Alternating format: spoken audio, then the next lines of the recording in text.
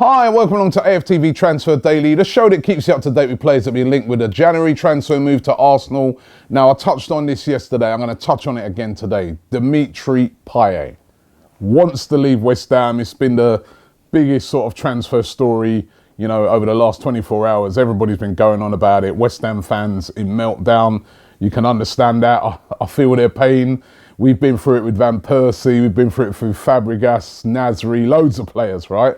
So he wants to leave the club, and basically when you've got a player like this who wants to leave, I don't care what Slaven Bilic and the West Ham hierarchy says, he's going to leave, right? Whether they hold on to him, they might hold on to him, he's going to leave, right? You can see with West Brom when they've tried to hold on to Berahino, they'd have been better off getting rid of him, right? So my thing is this, and I was having this discussion, I was chatting to Mo this morning, I was having this discussion with him, right? We should get him. That's my opinion. We should be going in and trying to make a bid for Dimitri Payet. Now, a lot of people are like, well, where would you play him? He plays where Ozil plays. Well, if you watch how he played when he played, for instance, for France, he didn't always play in that position. Sometimes he played out on the left. And also, I think a player of Dimitri Payet's ability could fit perfectly into that role where Santi plays right now, that deep line playmaker. He's got all the skills, he's got the close control, he's got the passing, and if he gets on the edge of the box, I'll be honest, he's got a much better shot on him than Santi, and if he gets a free kick, he's devastating. His corners are brilliant, his set pieces are brilliant, and for me, it's about adding quality to the squad. And not only that, he wouldn't be cup-tied for the Champions League. So let's just say, for instance, we're going into that game against Bayern Munich. We've got Ozil in the team, Sanchez, Dimitri Payet.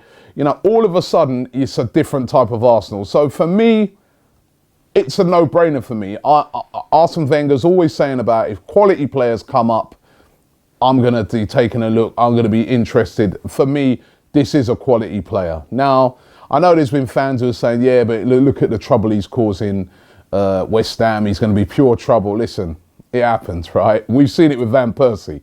He caused us a load of trouble, but when he went to Man United, he performed, didn't he? You know, it's as simple as that. The players, when they want out, they are going to cause trouble. Doesn't mean when they go to the other club that they're going to cause the same sort of trouble. They may do. They may that somewhere down the line, but listen, he's causing that trouble because he basically wants out. So for me, it's a no-brainer. I'd be going in trying to get Dimitri Payet. What do you guys think? I'm going to do a poll on this. Yes or no, should we be trying to get Dimitri Payet? My personal opinion is that it's yes, but don't be swayed by me. Give your honest opinion in the comments and also give your honest opinion in the poll. We've been linked also today to a few strikers, which is quite interesting because at the moment I feel we're all right in the striker department for once in the last 5 years. But we've been linked today again with Alvaro Morata. Now, we were linked with him in the summer. We're linked with him again. Of course, he's a Real Madrid player. They took him back from Juventus, 24 years of age. But, you know, despite Real Madrid having a fantastic season, I think they went about 40 games in a row now, unbeaten. They've just broken a new Spanish record over there in Spain. And they're playing unbelievable at the moment. But Morata hasn't really figured that much. He's had a few injuries this season, and also the team's just been playing so well, he's found it hard to get in. I think he scored 5 goals this season, and the Spanish website Dario says that he's pretty unhappy and would be open to a move. Hence, Arsenal linked with him again to bring him to Arsenal. For me, you know, he costs mega money. That's number one, Morata. He's still only young. Madrid would want a load of money for him. And again, as I said, at the moment, striker-wise, with Alexis there, Giroud, Welbeck coming back. For me, if we're going to get a striker, I want somebody better than Morata. I want, like, somebody that's going to be of the real highest quality. So for me, I can't see Arsenal moving in for him. That website claimed that Arsenal are going to be looking at him, but I very much doubt it. But we've been linked with him today. Also linked with this other striker. Now, this is probably more credible because it's a lot cheaper. Now, this guy plays for Freiburg, goes by the name of Maximilian Philipp. He's 22, said to be available for about £3.4 million. Now, he's a forward that can play anywhere across the front three, which Wenger always likes that. He likes strikers like a Lucas Perez and things like that who, you know, Yes, he can play down the middle, but he can play on the left, the right. He loves that, Arsene Wenger. Now, this guy scored 5 goals in 13 appearances. He's only a young guy. Sport Build, publication over there in Germany, claimed that Arsenal and Spurs are interested in his signature. It's the sort of signing that you could see Arsene Wenger making. But again, as I said, we've got quite a few strikers at the moment. But Arsenal interested in this guy, as they are also interested in the Monaco defender, Timo Bakayoko. Now, quite a lot of people interested in this guy. Yeah, I've seen this guy play. He's quality.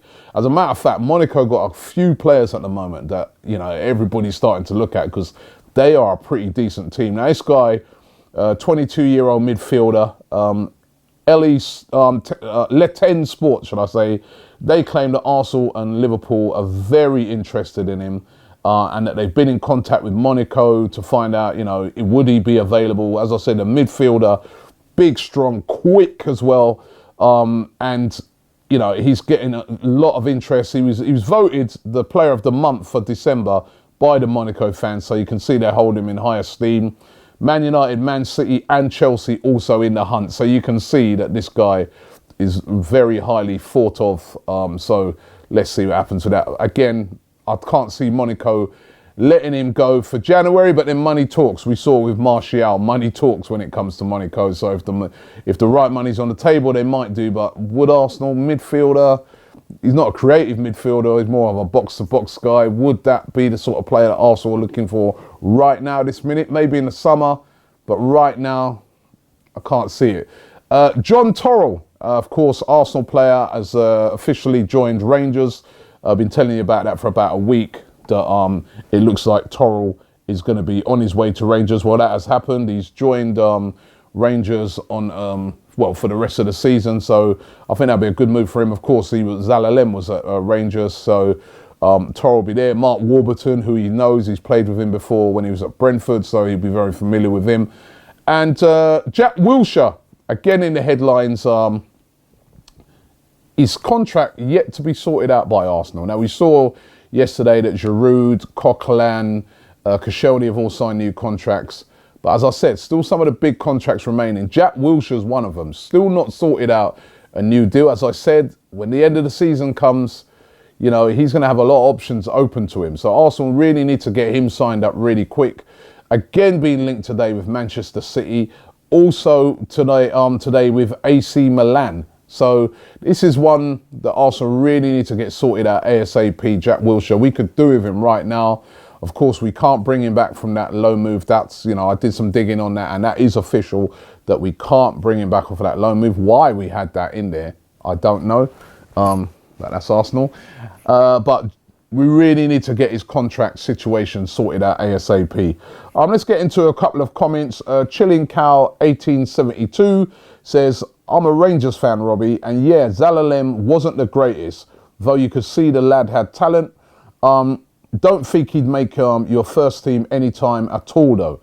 And that's coming from a Rangers fan. Zalalem, of course, being linked with a move away. Interesting today that I read something where Borussia Dortmund have said they're not looking to bring in Zalalem. So it doesn't look like he's going to be going to Dortmund. The sporting director said, no, we're not looking to buy Zalalem this January. But he's still being linked with a move away. RS fan dude says, Wilshere being fit at Bournemouth proves that our medical staff is crap, right? You got to look into that and think to yourself, how comes this guy, he's been at Arsenal for all these years, always injured. And then he goes to Bournemouth and he's just playing week in, week out. He's fit, he's healthy. You really got to wonder to yourself, you know, I mean, I can see where that guy's coming from. You know, there may not be nothing in it. It might just be down to luck, but why is it? You know, he's injury-free now. Henry M says, and why should we try to extend Ozil's contract again? I don't understand the obsession with Mesut Ozil, and I don't understand why people are always trying to use Sanchez and Ozil in the same sentence. They're not a duo. They are not a package.